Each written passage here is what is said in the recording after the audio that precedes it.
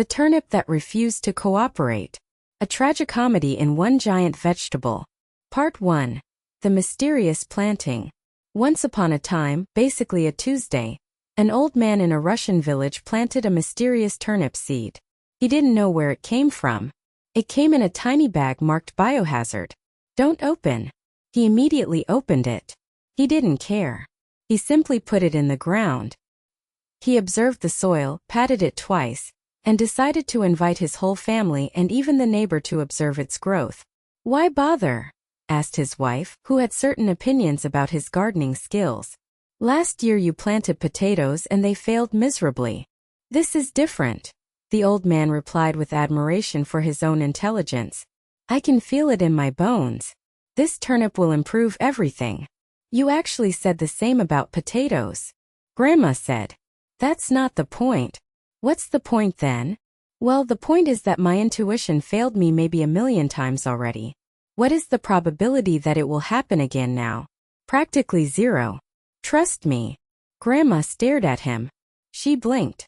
She opened her mouth. Then she closed it. Days passed. The turnip began to emerge from the ground in an unbelievable way. It grew so huge that it seemed to glow under the moonlight. The old man stared. His wife stared. The neighbor stared so hard that he walked into a fence.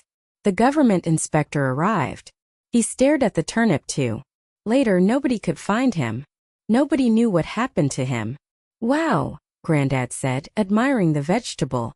This is incredible and remarkable. I cannot believe how it emerged bigger than our house. We struggle daily with our responsibilities, but this could improve everything. We could eat for a decade. We could charge tourists to observe it. How will we charge tourists if we eat it? Grandma asked, puzzled. Granddad thought for a while. I don't actually know. Management is complicated. He admitted finally. His wife nodded, still rushing through the garden with rakes. We need patience, she said. Rather than celebrating too early, let's consider what can go wrong. What if it's hollow? What if it's radioactive? What if it attracts disease-carrying mosquitoes? Don't be so negative, the old man said. Treat this as an opportunity. Part 2. The gathering. The family gathered. An aunt, an uncle, a distant cousin who told lies for a living, and an artist's granddaughter who had skills in painting vegetables, rather than eating them, which everyone found awkward. I suggest we form a pulling committee, the granddaughter announced. I've painted a bold motivational poster. Pull like you mean it. Good point, said the aunt. But let's consider safety. Excellent point, said the uncle. No doubts, this will involve significant risk. The old man tried to convince everyone to join. We must get this turnip. Think of the opportunities. We could be famous. We could be in the newspaper. We could finally achieve something rather than sitting around complaining about the weather. I actually run the newspaper, the uncle said. I can publish an article. Oh, actually no, thank you very much, Grandma interrupted. But last time you published an article that fish in our pond can talk and grant wishes. Many people came and talked to fish. Many were taken to an insane asylum by mistake. I had a reliable source. Uncle Bob told me. Well, that actually makes it worse, Grandma muttered. The cousin, scared of the giant turnip, muttered. I don't like the way it's glowing. What if it causes injury? What if it carries some strange disease? What if it's radioactive? Basically, you're saying you're scared of a vegetable, Granddad said. Admit it. I admit it, the cousin said. I'm terrified of glowing radioactive disease-ridden vegetables that can kill you in so many different ways. I feel quite embarrassed. No need to be embarrassed, Granddad said. Many people have strange phobias. This is fine, the artist's granddaughter said kindly. Your fear is valid. But rather than running away, let's handle this together. The family bond grew stronger as they realized they had to work as one. Even the dog, who had certain reservations about vegetables in general, wagged his tail in solidarity. Part 3. The first pull. They prepared to pull. The grandma held the granddad. The uncle held the artist's granddaughter. A cousin tried to hold her too, but was shooed away. The granddaughter held the motivational poster. Pull like you mean it. The aunt held the dog. The dog held the stolen sausage. They pulled. Nothing. They pulled harder. Still nothing. Don't touch me, for Christ's sake, the artist's granddaughter said angrily to the cousin who tried to hold her again. But I am your cousin. It actually makes it worse. This is complicated, the old man muttered. It will take time and effort. I guess we need more help, Grandma said, looking suspiciously at the turnip size. Interesting. This turnip looks attractive in a weird way, like a giant submarine. A cousin looked at her funny. Have you ever seen a submarine? He said. No, Grandma said. Then how do you know? I have imagination, Grandma said proudly. The neighbor arrived. He was full of excitement. I brought tools, folks. He brought a shovel, a rope, a pulley, and a steady ladder. Why do we need those things? Grandma frowned suspiciously. Simple, the neighbor said. We attach a rope to a pulley and pull. Why do we need a ladder? I will climb a ladder and observe things from above, the neighbor said proudly. Observe what? Well, the turnip, I guess, the neighbor said, touching his nose. Its beauty, its aura. Its aura. Well, I don't know, that's what my yoga teacher said. Aura is important. I guess we need to keep in mind the spiritual aspect as well. And what about the shovel? Grandma asked, quite losing her patience. To dig, I guess. But we are not digging, we are pulling, Grandma shouted. Well, no need to yell at me. I am not a scientist. I cannot know everything. Anyway, here's the shovel. Meanwhile, the granddaughter climbed the ladder and took photos from above. What are you doing? The old man asked. Documenting the process, she said. For posterity. We haven't done anything yet. Exactly. This is the before photo. Very important for context. The pulling became awkward, the uncle muttered. I feel that some people don't pull hard enough. It's not fair. We need fairness. Everyone should pull equally, no cheating. Fairness is essential, the old man agreed. Life is fair when you pull together. Stir the ground a bit, an uncle advised. Loosen the roots. Good point, replied the aunt. They stirred. They dug. They pulled again. Still nothing. Part 4, the doubt. The old man tried to convince everyone again. We must get this turnip. Think of the consequences if we miss this chance. But actually, a cousin said, what if it's not worth it? What if we fail? What if our failure was obvious from the start? Don't pretend that it's too difficult. It's actually very easy, Grandpa said, falling on the ground in exhaustion. Are we actually well suited for this? Maybe we shouldn't be doing it at all, the uncle said sadly. I mean, our perception of success might be distorted. Maybe success actually means like enjoying life or something. The uncle continued. Everyone stared at him. I mean, I read about it in a book, the uncle said apologetically. This is millennial nonsense, the granddad said, still lying on the ground. We work hard, then we die. This is success. That's depressing, the granddaughter artist said. That's reality, Grandpa replied. Now help me up. No one helped him up. I still don't see the point, the uncle continued. We work ourselves into the ground for what? A giant turnip? What's the point if we're too exhausted to enjoy it? The point is achievement, Grandpa said from the dirt. The point is doing something difficult and succeeding. That's what gives life meaning. But what if the meaning is just being happy? The uncle asked. What if we're chasing the wrong thing? Being happy is just a Kool-Aid for weak and stupid people, Grandpa said. If we followed this principle, we'd still be living on trees like monkeys. This is for people who are afraid of life. Too weak to make a difference. Admit your fear, the old man continued wisely. Rather than hiding it, share it. Everybody went quiet. We're scared, they admitted. We doubt ourselves. We doubt the turnip. We doubt the whole idea of pulling vegetables. Good point, Grandma said. Rather than pretending to be clever, let's admit we're just scared and confused. This is complicated. Life is complicated. But that doesn't matter. We will win in the end. The artist's granddaughter painted another poster. Doubt is normal.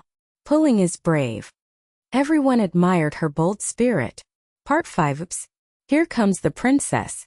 Meanwhile, as the family stood around the stubborn turnip, debating the fairness of their pulling technique, a mysterious wind swept across the field. It carried a cloud of white feathers from the neighbor's chicken farm, feathers that danced through the air like snowy confetti. A child shouted, "Look at those feathers!" Everyone looked. Everyone observed. The feathers landed on the turnip, and the turnip opened its eyes. Yes, eyes. Two large, bright, unbelievable eyes blinked slowly. The turnip seemed to observe them back. Then it spoke. "Finally," the turnip said in a sarcastic voice. Grandma screamed. The dog fainted. The neighbor dropped his shovel and begged the turnip not to eat him. "Don't be ridiculous," the turnip said. "You must realize that I'm a vegetarian. And more importantly, I am not a turnip." Everyone stared. "Basically," the turnip continued, "I am an enchanted princess. An evil witch turned me into this vegetable form. The only way to break the curse is for the right person to kiss me." Silence. "Kiss you?" the old man asked slowly. "Obviously," the princess turnip replied. "It's always a kiss. Fairy tales are lazy like that. Also, I should say the kisser will earn my hand in marriage, my father's kingdom, and a lot of money in gold, you know. Rather than pulling me out, consider this wonderful opportunity." The princess turnip paused. "In other words, you should realize this. I am making you an offer that you cannot refuse." The family exchanged looks. "That's amazing," the artist's granddaughter said slowly. "Don't even think about it," Grandma said. "Too late," Grandpa said, already stepping forward. "I've waited 70 years for a princess. I'm not missing this opportunity." Part 6. The Bruja. "I should kiss her," Grandpa shouted. "I'm the eldest. I have wisdom. I have experience." "You're married," Grandma yelled, hitting him with a shovel. "By the way, what kind of experience are you talking about anyway?" she said suspiciously. "Never mind," the old man said. "What I am talking about is fairness. Everyone deserves an equal chance." "Good point," the uncle said. "Rather than fighting, let's establish rules." "Rules? Why bother?" the cousin interrupted. "I think all this is not a big deal anyway." "Don't pretend you're not interested," the aunt said suspiciously. "I saw you staring at the turnip with admiration." "I was admiring its symmetry," the cousin protested. "That's different." The neighbor raised his hand. "Excuse me. I'm not a relative. Does that disqualify me? Because I am actually well suited to become a king. I have rabbits.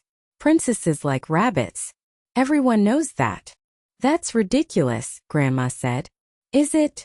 the neighbor asked. "Consider the evidence. Princesses always have animal companions. Have you seen Disney?" The artist's granddaughter, who had been quietly painting the scene, intervened. "Actually," she said, "I've always dreamed of marrying a princess. Actually, I think I could be a perfect artistic and spiritual companion. In any case, rather than fighting, maybe we should let her choose." "Excellent point." Everyone agreed. They all turned to the turnip. The turnip blinked innocently. "Oh, I can't choose," it said.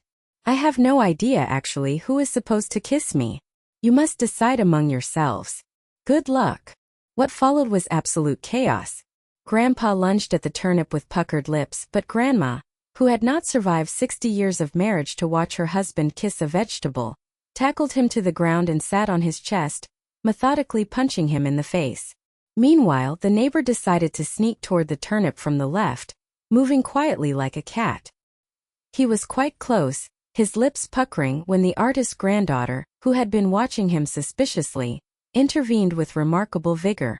She grabbed her paintbrush like a sword and her easel like a shield, fencing him away and shouting, "You'll not pass. This turnip is under my protection." The neighbor retreated, tripping over his own feet and falling in a bucket of water, while the dog, completely uninterested in the human drama, seized the opportunity to steal another sausage from the table. Finally, the old man shouted, "Stop! This is ridiculous. We're behaving like animals. Rather than fighting, let's let the youngest person kiss her. That's fair." "Good point," everyone agreed. The youngest child, a 7-year-old girl who had been quietly eating a sandwich, was propelled forward. She shrugged. She leaned in. She kissed the turnip on its glowing side. Nothing happened. Try again, the turnip said. Harder. With feeling. The child kissed again. Harder. With feeling. Still nothing. The turnip said. That's strange. Usually it works. Maybe you're not the right person. Let's try everyone. One by one, the family kissed the turnip. Grandpa kissed it. Grandma kissed it. The uncle kissed it. The aunt kissed it. The cousin kissed it. The neighbor kissed it enthusiastically. The artist kissed it artistically. The dog kissed it. The child kissed it again just in case. Nothing. Absolutely nothing. The turnip remained a turnip. This is suspicious, Grandma said, narrowing her eyes. I agree, the old man said. Something is wrong. The turnip seemed to tremble. Then it began to laugh. Not a princess laugh. Not a delicate laugh. A deep, raucous belly laugh that shook its entire vegetable body. You, the turnip gasped between laughs. You actually believed me. All of you. Kissing a turnip. Multiple times. With feeling. I can't breathe. The family stared in horror. You tricked us, the old man said slowly. Obviously, the turnip cackled. I'm not a princess. I'm not enchanted. I'm just a turnip who happened to learn how to talk. And I was bored. But you all were truly amazing. You made my day. You scammed us, the neighbor shouted. I prefer the term performance art, the turnip said proudly. Rather than forcing me out, you wasted an hour kissing me. That's hilarious. I'm going to tell the other vegetables about this. Grandma picked up a shovel. I'm going to turn you into soup right now. Don't, the turnip said. That's cruel. Fine, I will help you. Why should we trust you? The old man asked. You admitted to deception. You distorted the truth. You apparently lack conscience. Fair point, the turnip admitted. However, I do know how to emerge from the ground. I just prefer not to. It's uncomfortable. But if you offer me a better option, rather than pulling or kissing, I'll cooperate. Like what? Grandma asked suspiciously. The turnip considered the options. Music, it said. I miss music. Sing to me. With feeling. And I'll emerge willingly. That's the same trick again, the old man said. Is it?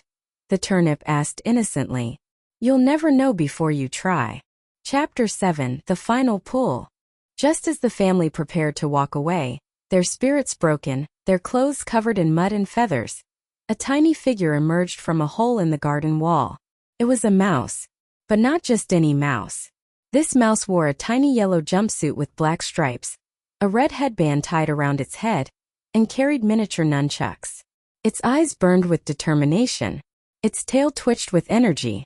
Behind it, panting and exhausted, came the family cat, still trying to catch it after years of failure. Bruce Lee, the old man whispered in awe. No, the mouse said in a high but serious voice. I am Lee Bruce, student of the great master. I am the greatest warrior and I have come to help you. This is a bit too much. The cat started. Silence, the mouse said, raising a tiny paw. The time for words is over. The time for action is now. It approached the turnip with careful steps. The turnip for the first time looked nervous. What are you? The turnip asked.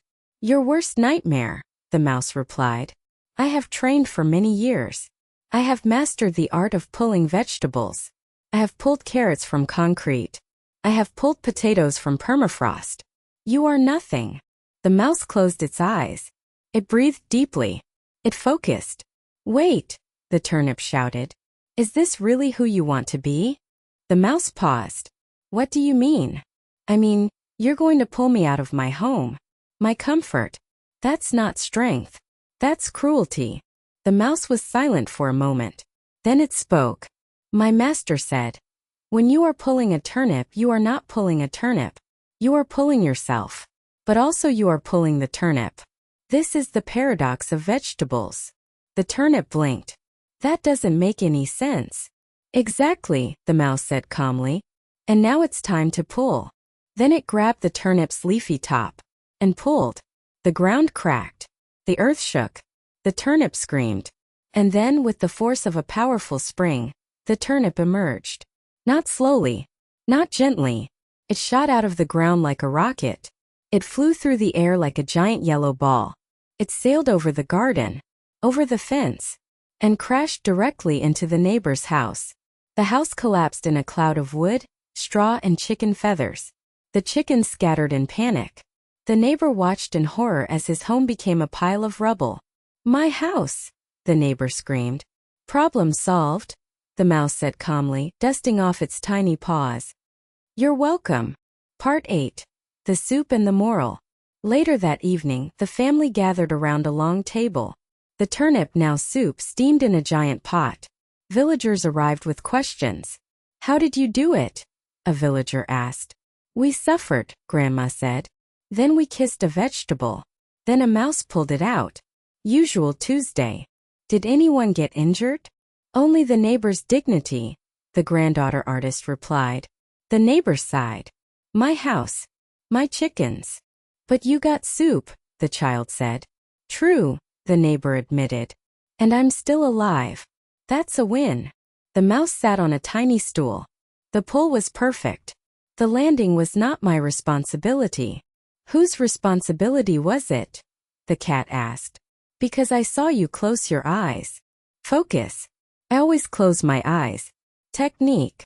"Sounds like an excuse." "I once pulled a carrot so hard it became a diamond," the mouse said. "That's not how carrots work," the cat said. "You weren't there," the mouse replied. The cat growled. The mouse raised its nunchaku. "Enough," the old man laughed. "No fighting. Only soup." "I still think I would have made a good prince," the neighbor said, staring into his bowl. "I was willing to marry that princess. I had rabbits. Princesses like rabbits. Everyone knows that." "You literally kissed a turnip," the artist said. "Multiple times. With great enthusiasm." "Okay, I have no words." "I had to maintain my reputation," the neighbor said angrily. "Your reputation as what?" "The man who kisses vegetables." "At least I was committed," the neighbor shot back. "You wanted to marry the princess too. I saw you painting her portrait. You were admiring her sim."